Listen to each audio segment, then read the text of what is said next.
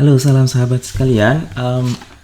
Ketemu kembali dengan perkuliahan kita setelah 1 minggu kita off karena mempersiapkan diri untuk minggu yang lalu saya persiapkan diri untuk materi online kita. Dalam beberapa pertemuan berikutnya saya akan bagi dalam beberapa sesi kecil begitu ya, yang saya harapkan nanti topik-topik kecil ini topik-topik subtopik lah ya, subtopik dari apa yang kita pelajari minggu-minggu yang lalu ini akan lebih fokus begitu. Jadi saya tidak seperti perkuliahan yang nanti akan ada video dalam waktu 3 jam gitu atau 2,5 jam begitu.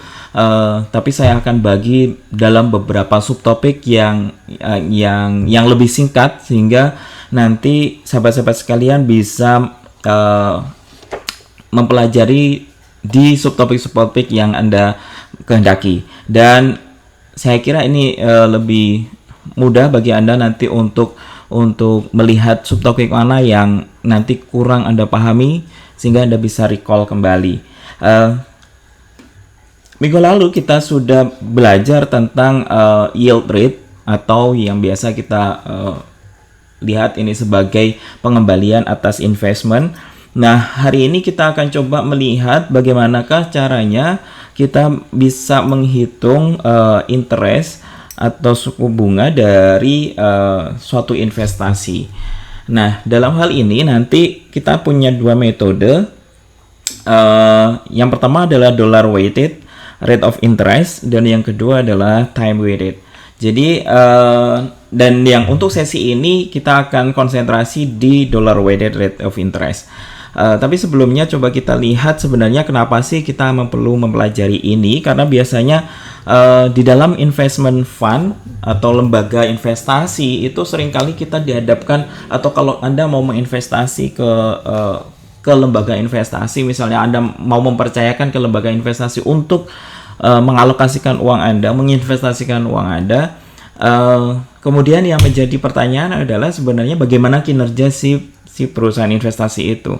Nah, bagaimana kinerja dari perusahaan investasi itu biasanya kemudian dilihat dari seberapa besar dia memberikan imbal hasil, seberapa besar sebenarnya imbal hasil yang diberikan atau rate yang diberikan oleh si perusahaan investasi itu.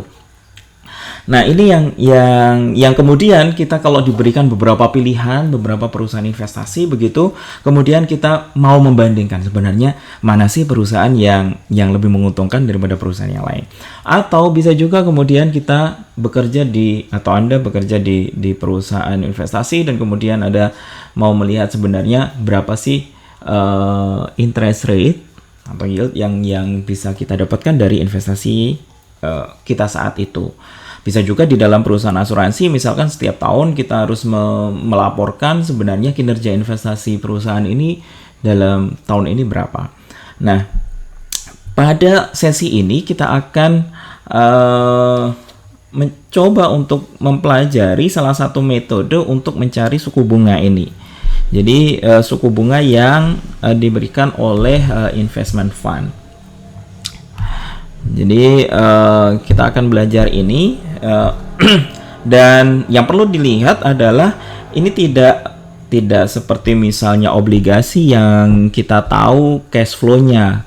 Jadi kita beli di awal periode, kemudian kita mendapatkan, taruhlah kita akan mendapatkan kupon di waktu-waktu tertentu, kemudian di akhir kita nanti akan mendapatkan pengembalian. Dalam hal ini tidak akan serapi itu. Jadi investasi ini akan bisa kapan saja orang bisa menambahkan investasinya atau mengurangi investasinya. Jadi pasti nanti di dalam investasi ini dia akan bisa naik, yaitu dengan menambahkan prinsipal, kemudian bisa juga turun dengan kalau kita kemudian mengambil lagi investasi itu. Jadi dalam perjalanannya kita nanti akan menemui kasus yang seperti ini, dan ini sangat umum. Namun sebelum kita bicara tentang metode, perlu untuk kita pahami dulu notasi yang akan kita gunakan di dalam metode ini. Yang pertama adalah A. A ini adalah nominal atau uang yang kita investasikan di awal periode, yaitu di waktu T sama dengan 0. Jadi taruhlah kita bekerjanya adalah di satu periode begitu. Jadi di waktu ke 0 kita punya A atau kita investasikan sebesar A. Kemudian B ini adalah nominal di dalam investasi kita di akhir periode. Jadi di akhir periode dalam hal ini T-nya adalah 1. Jadi kita punya A atau kita investasikan A di waktu 0, kemudian kita dapatkan B di waktu 1. Nah, I pasti nanti dalam perjalanan ini nanti kita ada bunganya atau hasilnya. Jadi I ini kita notasikan untuk jumlah bunga yang diterima selama periode ini. Jadi selama periode, oke, saya buat timeline begitu ya. 101 begitu, di periode ke-0 saya punya A, kemudian nanti di periode ini saya punya B, dan selama periode ini kita punya I, namanya I. Kemudian CT itu adalah net amount dari principal yang kita masukkan pada waktu T. Jadi di dalam perjalanan dari 0 sampai 1 ini, Ops.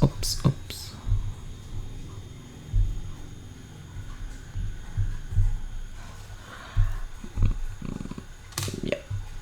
Oke. Dalam perjalanan dari 0 sampai 1 ini nanti ada penambahan dan pengurangan begitu ya. Nah, di waktu-waktu di antara 0 dan 1 ini, taruhlah di sini begitu ya. Itu nanti ada CT. CT itu kita sudah hitung netnya. Netnya itu kalau misalnya di waktu tertentu, di waktu yang sama itu kita melakukan penambahan terhadap investasi dan kemudian mengurangi juga. Jadi kalau seperti itu yang kita hadapi, maka kita ambil netnya saja. Jadi totalnya berapa di waktu itu. Jadi kalau misalnya saya nambahkan 1 juta, kemudian saya mengambil 500.000 dari investment, berarti netnya adalah 500.000. Contohnya adalah seperti itu. Jadi kita sudah jumlahkan di waktu yang sama. Tetapi kita tidak operasikan untuk waktu yang berbeda. Misalkan dalam 1 tahun kita punya ada bulan kedua kita tambahkan 2 juta misalnya, kemudian bulan ketiga kita kurangi 5 juta misalnya. Nah, itu tidak kita netkan karena waktunya berbeda. Jadi di waktu yang sama, di T yang sama, itu kita punya C kecil t itu adalah net amount of principal contributed at time T. Jadi yang kita masukkan ke dalam, entah itu inflow, entah itu masuk atau keluar. Jadi nanti tinggal tinggal notasinya saja yang kemudian, atau tandanya saja yang kemudian kita sesuaikan. Nah, kalau ini saya kumpulkan untuk semuanya, taruhlah saya tidak mempertimbangkan waktunya kapan, saya jumlahkan saja berapa sih penambahan dan pengurangannya dalam satu periode ini saya notasikan sebagai C. Yang sebenarnya Anda bisa hitung bahwa C ini adalah jumlahan dari CT, sehingga ini adalah total net amount of principal contributed during the period. Jadi ini adalah total net amount yang kita tambahkan di dalam investasi kita. Tambahkan atau kurangi, tergantung nanti netnya itu jadi positif atau negatif. Nah, soal tandanya kalau saya tambahkan ke dalam investment, biasanya saya dinotasikan dengan positif. Kemudian kalau kita withdraw, kita mengambil dari investasi ini, maka kita kasihkan tanda negatif sehingga nanti kita bisa operasikan. Oke. Nah, dari notasi ini maka sebenarnya kita bisa punya equation of values. Jadi di waktu ke 0 kita punya A, dan di waktu ke 1 kita punya B. Dan selama periode ini itu kita dapatkan I, interest. Jadi bunganya adalah I. Sehingga saya punya di waktu pertama, di waktu ke-1 ini nanti saya punya di waktu ke-1 di end of period saya punya persamaannya adalah seperti ini. Uang yang saya terima di tahun pertama itu di T sama dengan 1 itu kan B yang di sini. Dan kemudian di awal tadi saya punya A, dan pastilah B ini adalah jumlahan dari A berapa prinsipal yang saya punya di awal periode di waktu T sama dengan 0, kemudian penambahan atau pengurangan kontribusinya saya dapatkan C, saya notasikan C, jadi tambahkan dengan C dan ditambah dengan interest bunganya. Jadi sangat umum. Jadi kalau saya dapatkan B itu artinya adalah prinsipal di awal, kemudian di tengah perjalanan itu saya tambahkan berapa sebesar C, kemudian sisanya adalah bunga atau sisanya adalah hasil dari investasi ini. Nah, agar konsisten dengan definisi kita di bab sebelumnya, maka atau konsisten dengan effective rate, kita mengasumsikan bahwa interest atau bunga I itu diterimakan di akhir periode. Jadi kita tidak menerimakan bunga itu di sini. Jadi diterimakannya di akhir. Walaupun kita sebenarnya ini adalah durasinya adalah di sini. Jadi performanya adalah di satu periode itu, tapi diterimakannya itu adalah di waktu satu. Oke, saya bisa tuliskan begini. Oke, di waktu sana. Oke. Nah, kalau kita kemudian mengasumsikan pembungaannya itu adalah pembungaan majemuk atau compound interest, maka sebenarnya kita nanti bisa dapatkan hubungan antara suku bunga. Kalau di sini adalah bunga, kita coba nanti bagaimana hubungannya dengan suku bunga, karena itu adalah yang mau kita cari dengan equation of values ini.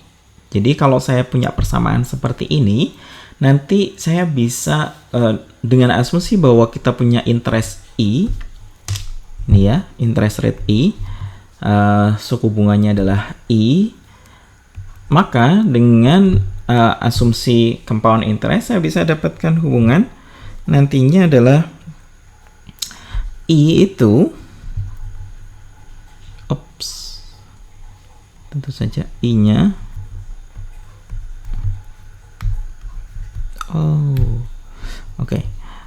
I itu akan sama dengan, tentunya selama satu periode itu kita punya bunga yang dikeluarkan oleh A, kemudian ditambah dengan di dalam perjalanannya tadi dari 0 sampai 1 tadi saya punya CT yang ada di sini yang waktunya bisa beda-beda, dan T-nya itu di antara 0 dan 1, sehingga saya bisa jumlahkan semua ini di waktu ke-1. Jadi saya future value kan di waktu 1 dari semua CT. Nah, kalau Anda perhatikan, karena ini adalah sistemnya adalah compound interest, maka sebenarnya nanti saya bisa dapatkan, jadi masing-masing penambahan atau pengurangan tadi, kemudian saya future value kan di sana, kemudian saya kurangi 1 karena yang saya cari adalah interestnya. Jadi saya future value kan I 1 minus T, karena ini waktunya adalah T, sisanya ini adalah 1 minus T, begitu ya, kemudian dikurangi 1. Untuk T berapa? Untuk semua T. Jadi saya punya T-nya ini adalah ini. Nah, kalau begitu, maka ini adalah bunganya. Bunganya itu adalah terdiri atas bunga dari prinsipal ditambah dengan bunga dari semua penambahan prinsipal tadi, penambahan atau pengurangan. Jadi kalau ada pengurangan berarti dia punya kontribusi terhadap bunga di akhir tadi. Nah, karena kita punya equation value-nya ini, maka saya bisa bawa apa yang saya dapatkan ini ke sini. Sehingga B itu menjadi A ditambah dengan jumlahan CT ditambah dengan IA ditambah dengan ini yang terakhir adalah dari yang ini, jumlahan CT dikali 1 plus I 1 minus T dikurangi 1. Dengan aljabar biasa, kemudian saya bisa dapatkan ini adalah A dikali 1 plus I ditambah dengan CT dikalikan dengan 1 plus I pangkat 1 minus T. Oke, jadi ini yang kita punya. Jadi equation of value yang kita punya tadi di awal tadi akan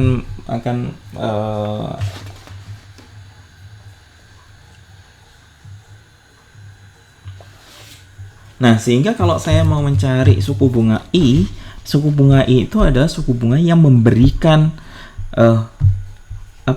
persamaan ini, yang menyelesaikan persamaan ini. Jadi Anda cari I yang menyelesaikan persamaan ini. Oke, coba kita lihat contohnya. Untuk lebih jelasnya kita lihat contoh berikut.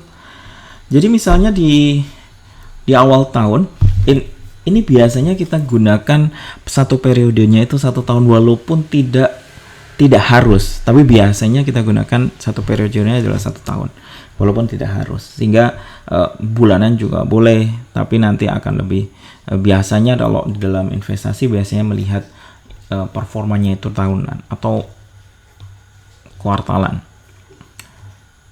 Tapi dalam hal ini kalau misalnya tidak disebutkan, itu defaultnya adalah 1 tahun.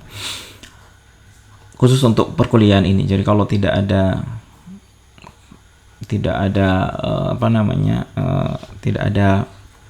penambahan informasi apapun, maka yang dimaksud adalah tahunan. Oke, di awal tahun itu Investment One itu punya initial depositnya adalah 3.000. Kemudian di akhir bulan ke-6 dia menambahkan deposit 1.500. Kemudian dia juga mengambil dari investasi itu sebesar 500 dan 800 dilakukan di akhir bulan ke-4 dan bulan ke-8. Kemudian di akhir tahun investasinya menjadi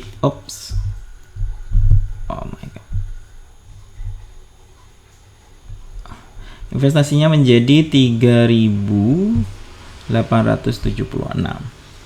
Coba kita buat equation of value untuk menghitung dollar weighted rate of interest. Jadi kita baru buat equation of value-nya. Coba kita buat. Jadi saya punya di sini adalah 0, kemudian 1 di sana. Coba kita lihat, kita punya 6 di sini.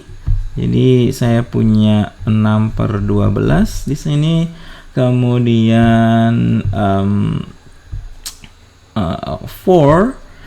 Jadi 4/12, kemudian 8. Oke. Saya punya 3.000 di awal. Kemudian 1.500 di bulan ke-6, kemudian withdraw di bulan ke-4 500, kemudian 800. Semuanya di akhir, jadi kita tidak bingung karena semuanya di akhir.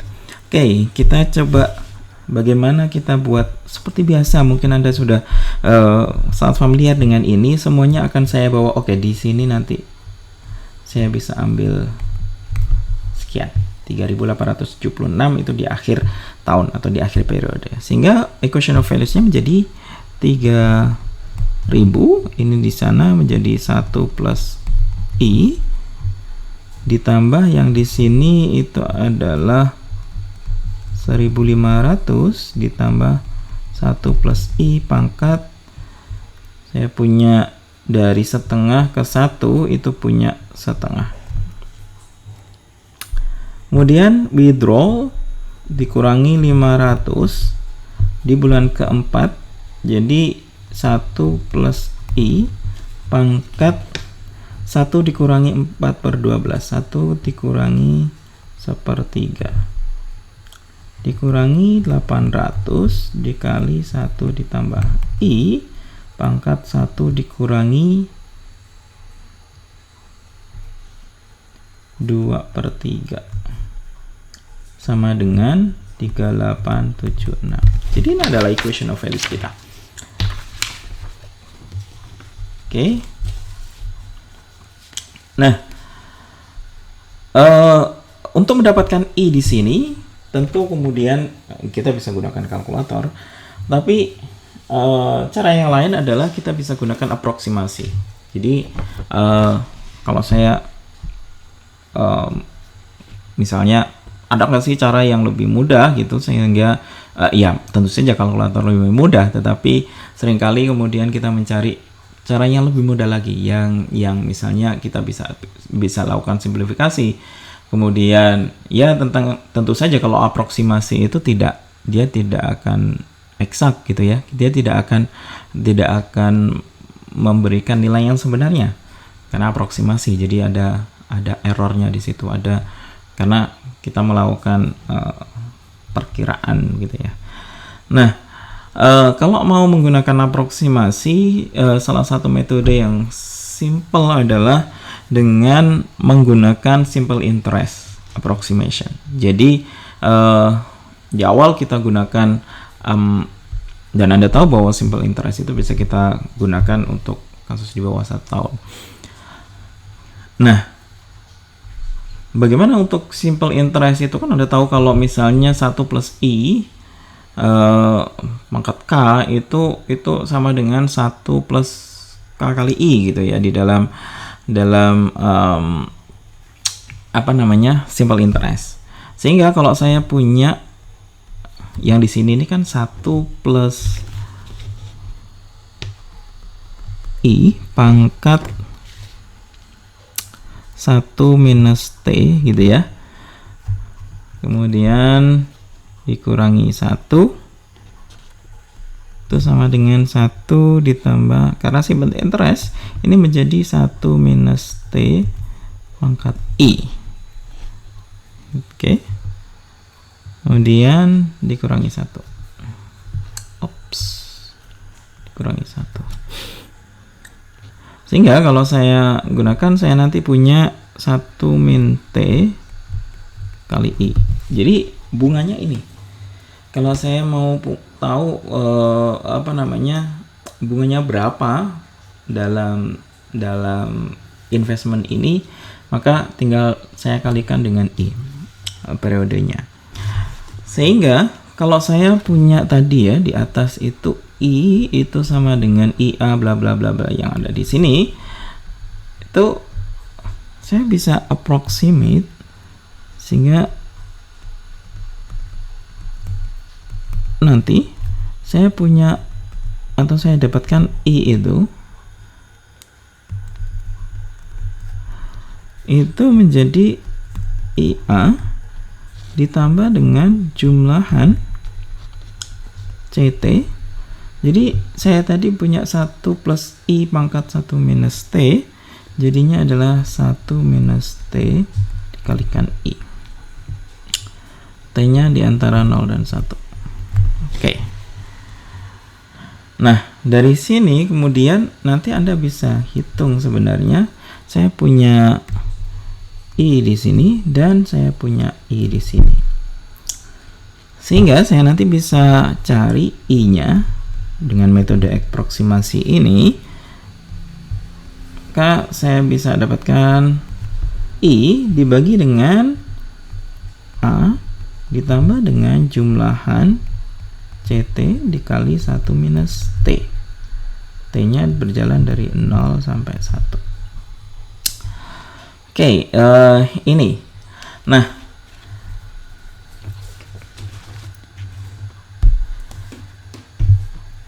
penyebut ini itu biasa dinamakan sebagai exposure associated with I.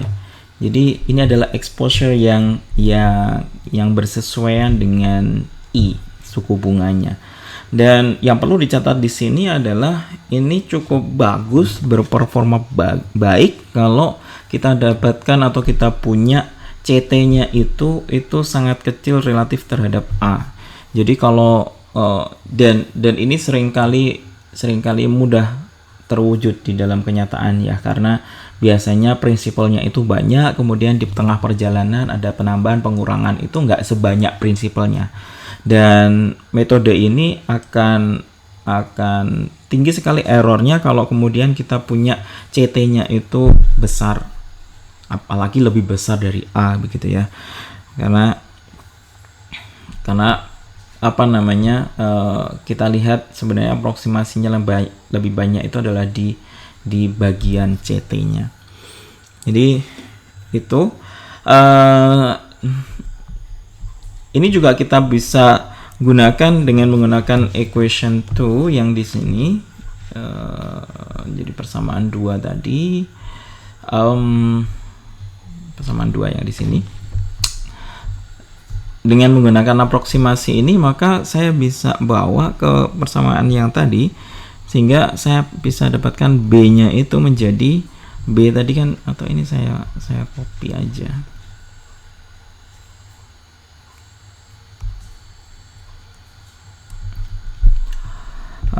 Duplicate. Oke. Ya.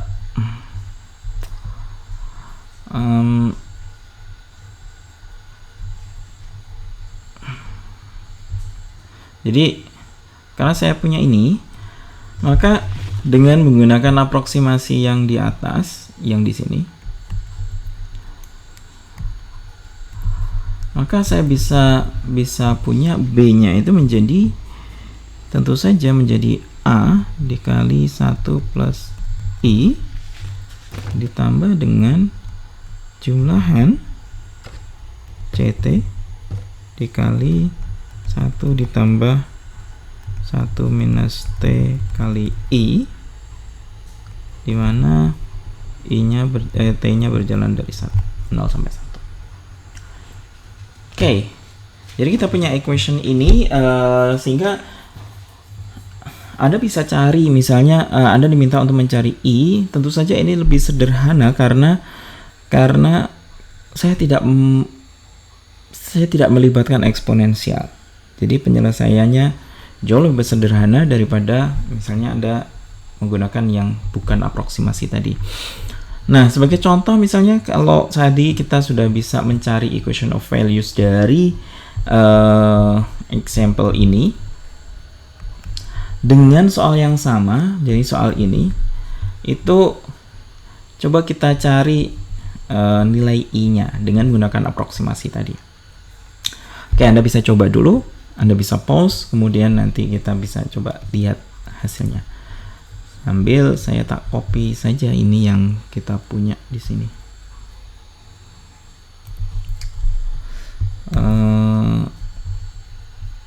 Sehingga lebih mudah nanti membahasnya. Saya bawa saja ini ke bawah.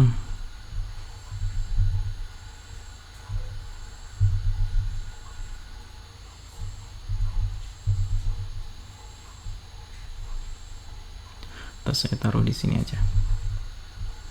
Oke. Jadi ini equation of values kita sebelum aproksimasi tadi. Nah,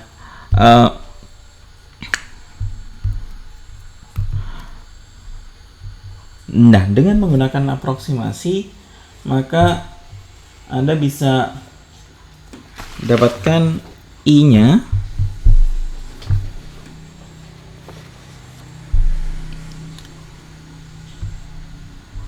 untuk menghitung I tadi.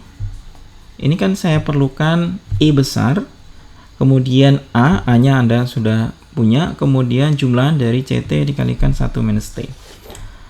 Oke, pertama saya perlu tahu I-nya dulu nih. I itu adalah saya dapatkan dari selisih antara outflow dan inflow. Jadi di akhir tadi itu kita dapatkan 3876, kemudian di tengah perjalanan saya kurangi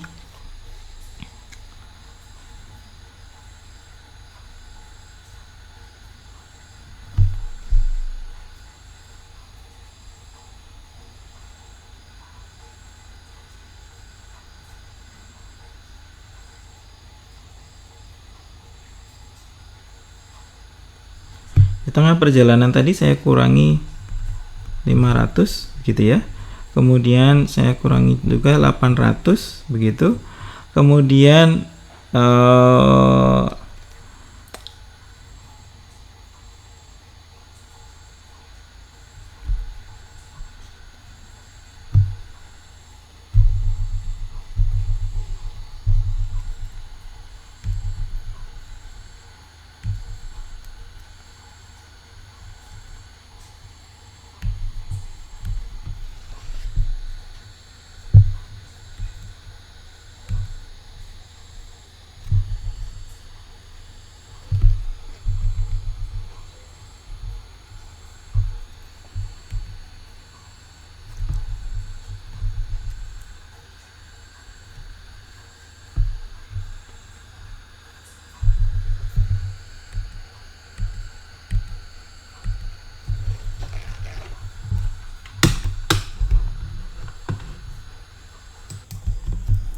saya ulangi. Jadi coba kita lihat bunganya itu berapa. Itu kita lihat di akhir itu kita punya berapa. Oke. Nilai akhir itu seperti outflow. Sehingga kita mulai dari ini nih, dari yang di sini, atau kita pindahkan saja ini semua ke sana. Jadi saya nanti di akhir itu punya 3876. Kemudian saya punya outflow lagi 500 begitu ya, kemudian saya punya 800 begitu, kemudian saya kurangi dengan prinsipal saya di awal 3000, kemudian saya tambahkan juga 1500 di dalam perjalanannya. Nah ini menjadi bunganya. Jadi bunga saya adalah ini. Kalau Anda hitung nanti setelah number crunching nanti Anda bisa dapatkan 676. Itu adalah bunga. Kemudian kita coba hitung atau kita coba cari the exposure.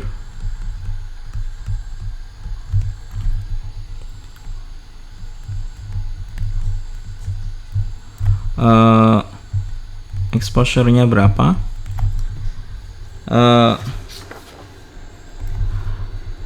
Berapa saja exposure-nya? Kita punya tadi exposure-nya itu kan ini ya. Jadi A ini nih yang di bawah nih. Di A ditambah dengan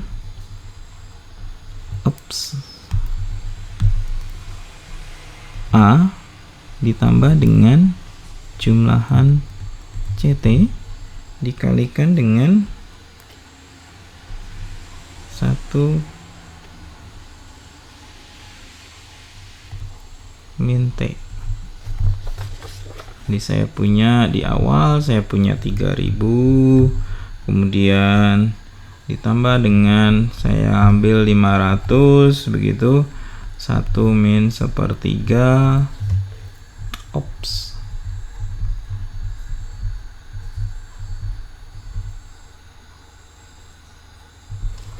1/3, kemudian saya tambahkan 1500 itu di waktu bulan ke-6, di akhir bulan ke-6. Jadi saya punya setengah T nya, kemudian ditambah dengan negatif 800 karena diambil, ini di bulan ke-8, jadi 2/3. Setelah saya hitung, nanti dapatnya adalah 3.150. Jadi ini adalah penyebutnya. Sehingga kalau saya mau cari suku bunganya itu akan dekat dengan I dibagi dengan exposure kita. Jadi saya punya 676 dibagi dengan 3150. Oke, yang nilainya adalah 21,46%. Itu, atau Anda juga bisa gunakan yang terakhir ini. Jadi ini saya hapus saja karena saya sudah tidak gunakan ini. Di sini saya hapus saja. Oke, Anda bisa gunakan yang di sini nih. Sehingga nanti Anda punya B-nya 3876, kemudian A-nya adalah 3000 dikalikan dengan 1 plus I ditambah dengan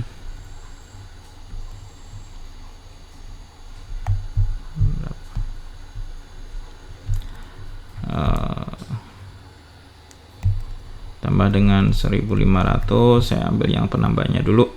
1 dikurangi setengah dikurangi 500, 1 dikurangi 1/3 dikurangi 800, 1 dikurangi 2/3.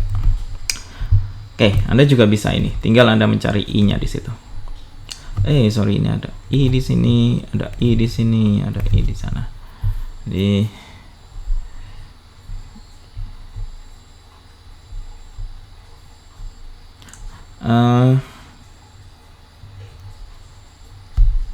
sorry, ada yang salah di sini.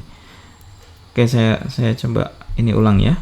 Jadi saya punya 1 ditambah 1 minus T kali I. Jadi yang prinsipalnya benar, tinggal yang lainnya yang kurang 1 plus.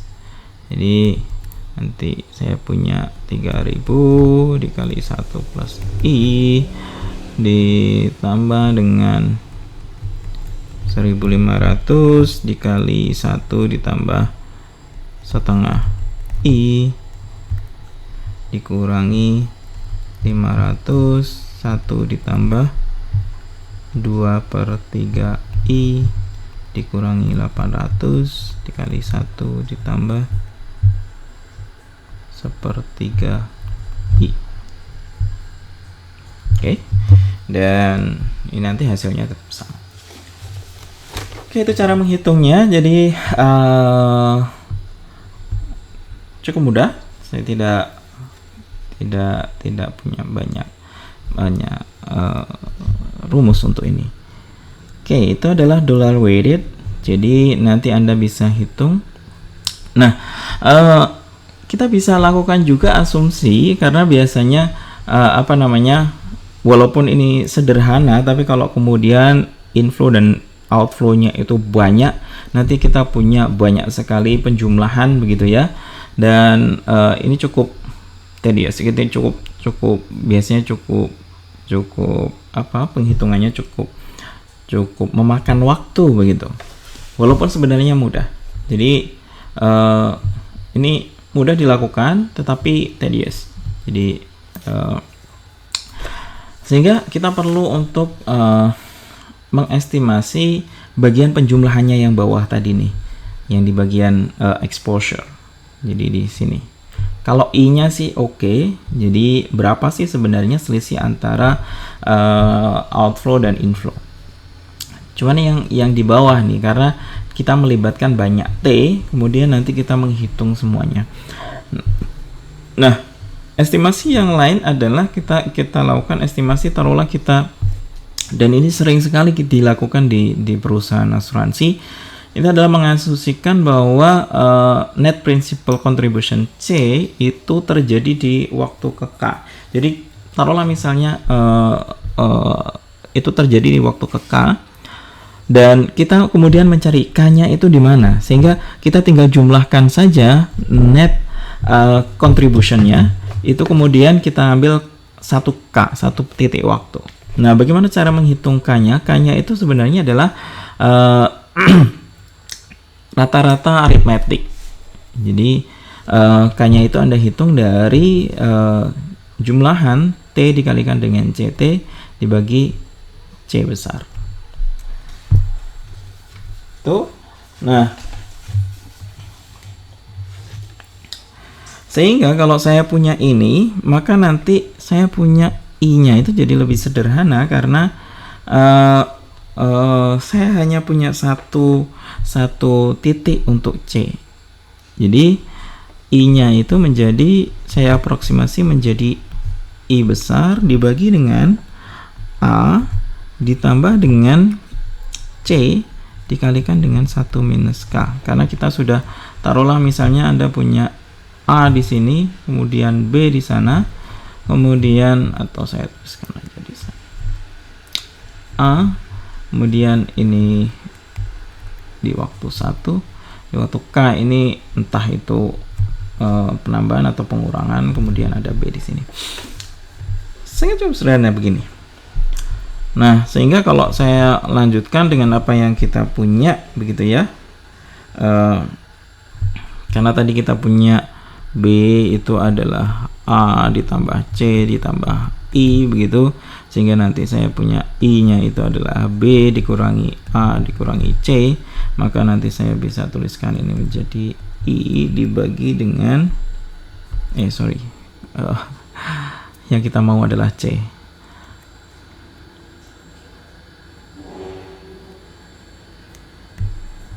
Di C itu sama dengan B dikurangi A dikurangi I. Sehingga kalau begitu saya nanti punya A ditambah dengan 1 minus K dikali B dikurangi A dikurangi I. Oke. Nah, kalau saya sederhanakan ini nanti menjadi, saya punya I pembilangnya, kemudian saya punya A di sini, saya punya 1 minus K dikali min A di sini, sehingga nanti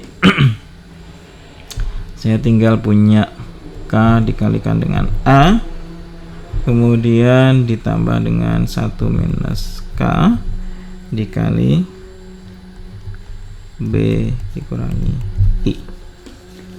Jadi ini persamaan saya, sehingga dengan asumsi ini maka saya bisa kerjakan soal ini. Jadi misalnya kita punya 100.000 di Januari, 1 Januari, kemudian 120 menjadi 125.000 di Desember, 31 Desember.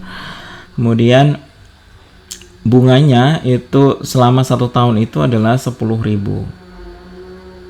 Jadi Anda diminta untuk menghitung net yield yang didapatkan atau diperoleh dari investasi ini dengan mengasumsikan bahwa net contribution-nya itu terjadi pada April tanggal 1. Nah, coba kita buat timeline-nya gitu ya. Oke.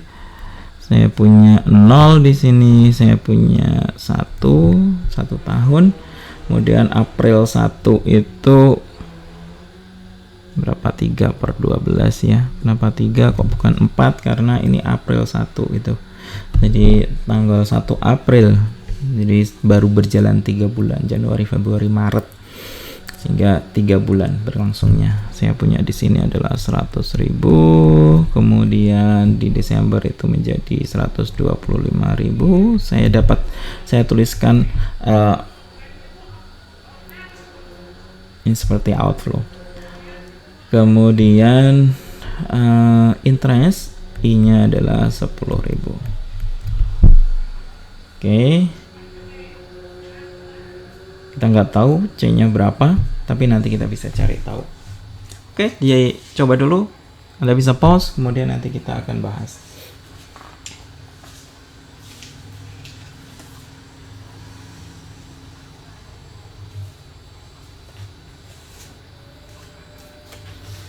Oke. Eh, Sehingga bunganya, suku bunganya itu dengan menggunakan apa namanya,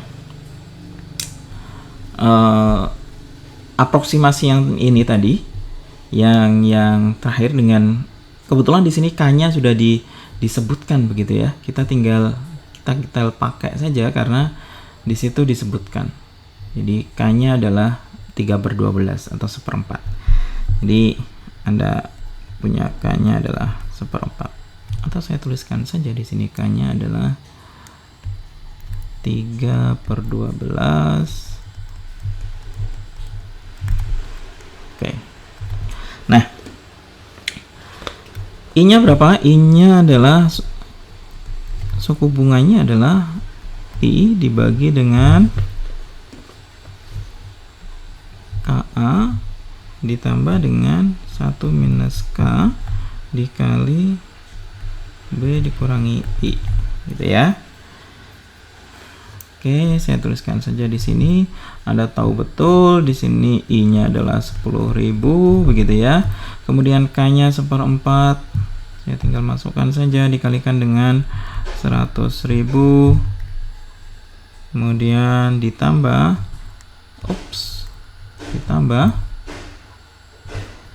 3/4 dikali 125.000 dikurangi I-nya 10.000. Yang di atas ini adalah 10, setelah Anda hitung nanti yang di atas itu 10.000, kemudian penyebutnya adalah 111.250, yang sehingga Anda dapatkan 8,9876%. Oke.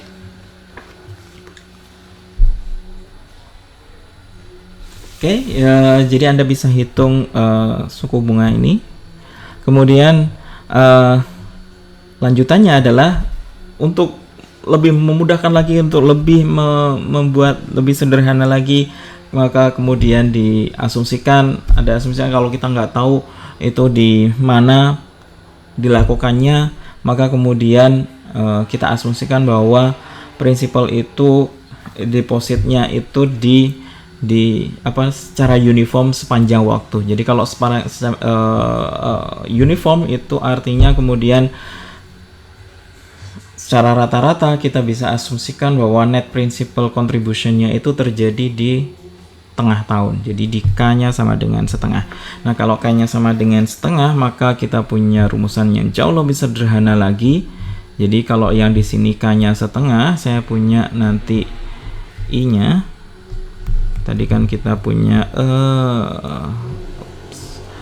jadi I-nya itu aproksimasinya adalah I dibagi dengan KA ditambah dengan 1 minus K dikalikan dengan B minus I, begitu.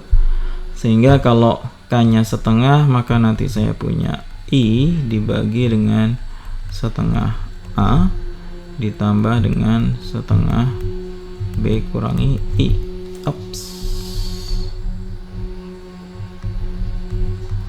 Saya nggak tahu ini kenapa. Oke,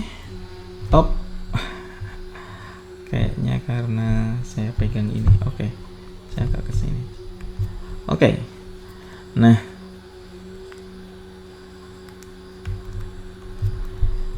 Anda bisa disederhanakan menjadi, saya punya 2I, jadi A ditambah dengan B dikurangi I. Oke, jadi ini aproksimasi yang paling sadis karena dengan berbagai macam asumsi. Jadi Anda harus pahami ini alurnya begitu ya. Kita tadi pertama asumsikan bahwa kalau di dalam satu periode itu kemudian pembunganya adalah simple interest, kemudian saya cari weighting average-nya. Kalau walaupun simple interest, kalau kemudian dilakukan di banyak waktu di dalam satu tahun itu, maka nanti kita punya punya penghitungan yang cukup banyak, sehingga dilakukan simplifikasi lagi.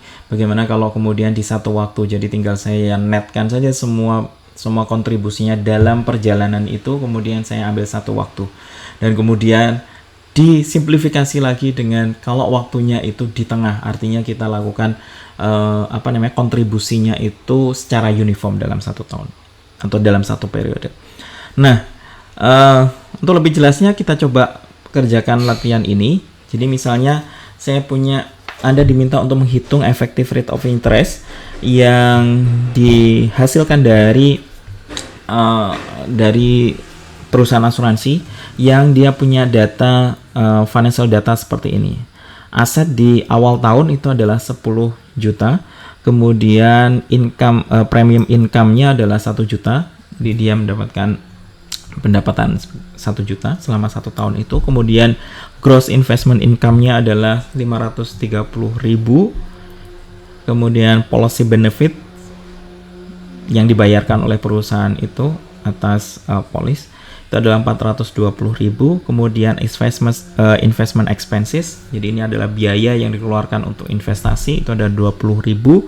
Dan kemudian biaya lain other expenses-nya itu adalah 180.000. Anda diminta untuk menghitung I. Oke, coba dihitung, kemudian Anda bisa pause sebentar, kemudian nanti kita akan bahas. Yang perlu kita pahami kalau kita mau mengerjakan ini adalah bagaimana kita bisa menerjemahkan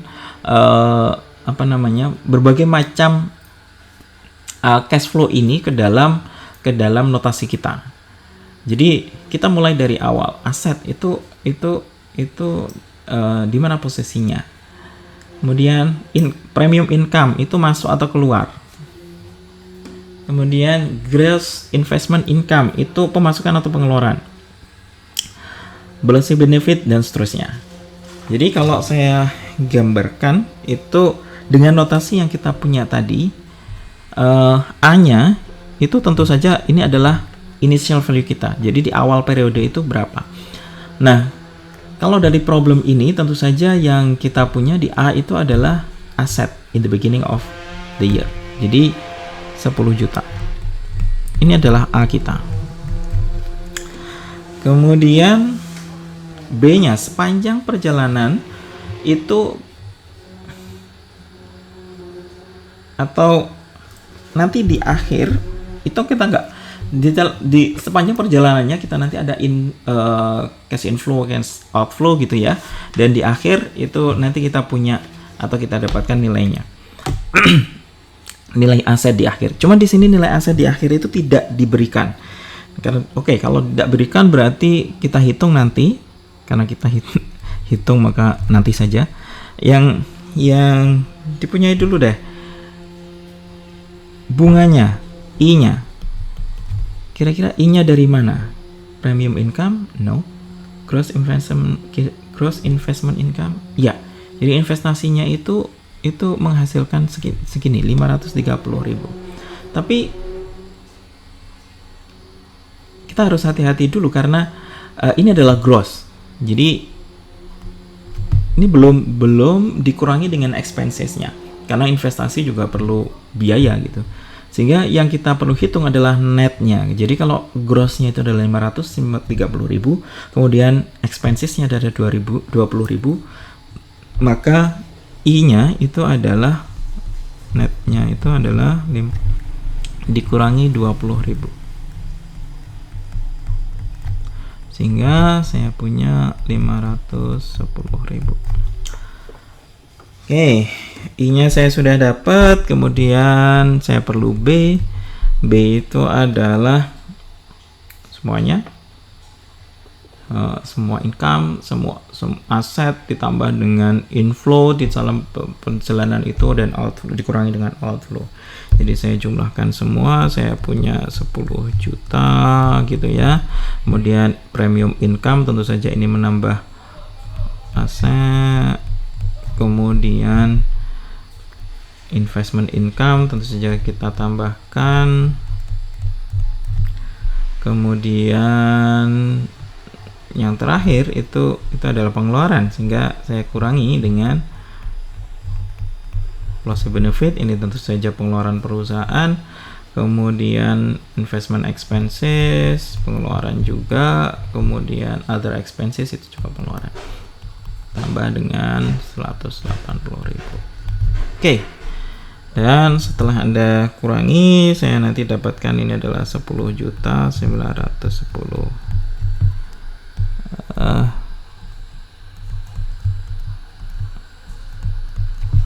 Oke. Nah, sekarang pertanyaan adalah kita diminta untuk menghitung I. Interest rate-nya berapa? Nah, dengan aproksimasi yang agak sadis tadi, saya bisa hitung dengan cukup mudah, yaitu tinggal saya kalikan 2 saja I-nya, kemudian saya bagi dengan A ditambah B dikurangi I. Sehingga saya tinggal cari dia adalah 2I dibagi dengan A ditambah B dikurangi I. Saya lanjutkan di bawah saja, jadinya I-nya itu adalah berapa? I-nya adalah 510.000, kemudian saja ini harus saya kalikan dengan 2, kemudian A-nya ditambah dengan B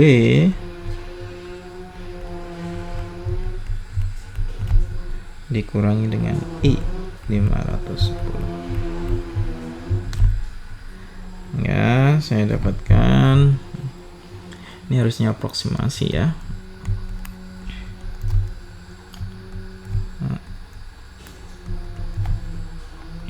Jadinya adalah setelah saya hitung saya dapatkan 5%. Oke, ini adalah performa dari investasi di perusahaan asuransi ini. Oke, kalau Anda mau belajar lebih lanjut, ini adalah beberapa referensi yang bisa Anda gunakan. Callison, kemudian ada bikinnya Finan, itu juga lumayan bagus. Ini seperti Diktat, kemudian Fowler and Daniel, ini juga buku tentang interest theory. Oke, terima kasih atas perhatiannya. Ternyata cukup lama, 1 jam. Saya akan coba persingkat di sesi berikutnya. Terima kasih, sampai ketemu lagi. Bye, salam.